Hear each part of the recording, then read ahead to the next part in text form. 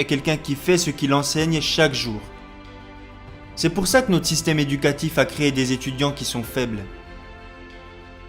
Les gens me demandent souvent « Pourquoi est-ce que tu ne donnes jamais d'argent aux pauvres ?» Le problème, si je me mets à donner de l'argent aux pauvres, c'est que ça créera encore plus de pauvres. Donnez à un homme un poisson et il pourra se nourrir un jour. Apprenez-lui à pêcher et il se nourrira toute sa vie.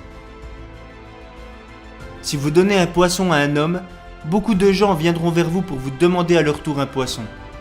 Alors que si vous leur apprenez à pêcher, ils deviendront les maîtres de leur propre destin. Et la réalité, c'est que si nous ne brisons jamais nos habitudes, nous ne pouvons pas changer. Mais l'école ne nous apprend pas ça. L'école nous apprend l'opposé de tout ça. Comme je l'ai déjà dit, le système scolaire ne nous apprend pas à perdre. Ce que j'ai l'habitude de dire aux jeunes qui viennent me demander des conseils, c'est de construire leur propre jeu afin d'être soumis à leurs propres règles. Parce que si vous faites la même chose que tout le monde en suivant les mêmes règles que tout le monde, comment pouvez-vous espérer avoir des résultats différents ?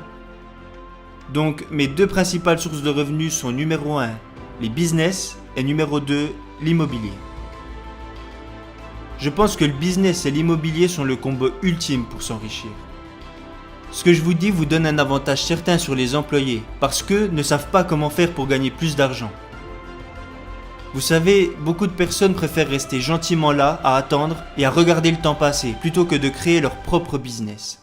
Si je pouvais avoir un téléphone magique qui me permettrait de parler au jeune homme que j'étais à 20 ans, je pense que je lui dirais « Profite pleinement de la vie et n'aie jamais peur de prendre des risques ». En réalité, tout ce que j'ai fait au cours de ma vie n'a jamais vraiment eu de sens. J'ai quitté un job où j'étais payé 120 000 $ par an à travailler dans un bureau pour partir me battre au Vietnam et gagner 200 $ par mois. J'aurais pu mourir là-bas et ne jamais revenir. Vous voyez, ça n'avait aucun sens, mais je peux vous assurer que c'était la meilleure décision que je pouvais prendre à l'époque.